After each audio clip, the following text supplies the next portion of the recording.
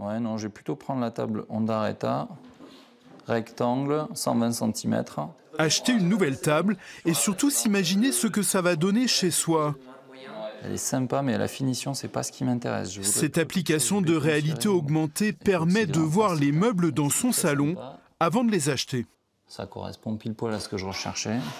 Xavier, il manque peut-être un fauteuil ici, on pourra en rajouter un. Alors la première chose qu'il faut faire, c'est imprimer une feuille comme ça sur le site internet. Exactement, et puis après on la pose au sol directement, quoi. Voilà, tout à fait. Donc là, simplement, une fois que tu as choisi ton modèle de fauteuil, tu vas pouvoir le regarder en 3D. Donc là, on peut changer la couleur ou le tissu. La couleur, la matière, etc. Ouais, bien sûr, parmi une liste qui peut être très très large. Cette application est développée par des Toulousains qui ont lancé leur start-up il y a 3 ans. Donc est-ce qu'on est bon en termes de grains là? On est à la bonne échelle? Innersense compte 20 personnes, des informaticiens, des dessinateurs 3D et la jeune entreprise a déjà décroché des marques célèbres comme Leroy Merlin, Monsieur Meuble ou So Design. Pour ces enseignes, chaque canapé, armoire ou même abri de jardin est reconstitué sur ordinateur en 3D. Les couleurs, les textures des cuirs et des tissus sont reproduits le plus fidèlement possible. Le rendu final est proche de la photo. C'est un tout, hein. C'est les ombres, ça va être effectivement la qualité de chaque matériau. Il faut que le grain du matériau rende bien, pas trop non plus. On a souvent ces images de meubles 3D ou de bâtiments 3D qui sont intégrés. On voit tout de suite la différence entre la partie intégrée et la partie filmée ou la photo qui est en fond. L'idée là, c'est justement qu'on ne puisse plus vraiment faire la différence, qu'on ait ce rendu qui soit très très beau.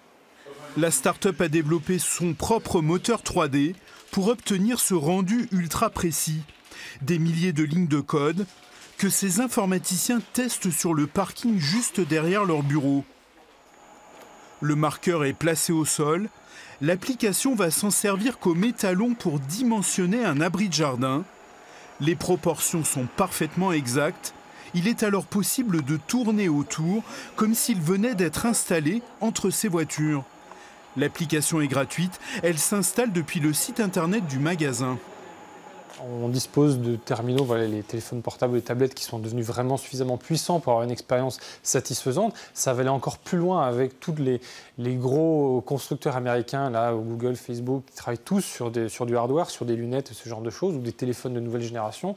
Donc c'est une vague qui commence maintenant, mais qui va vraiment qui va se dérouler là sur les quelques années qui viennent, ouais, c'est sûr, c'est sûr.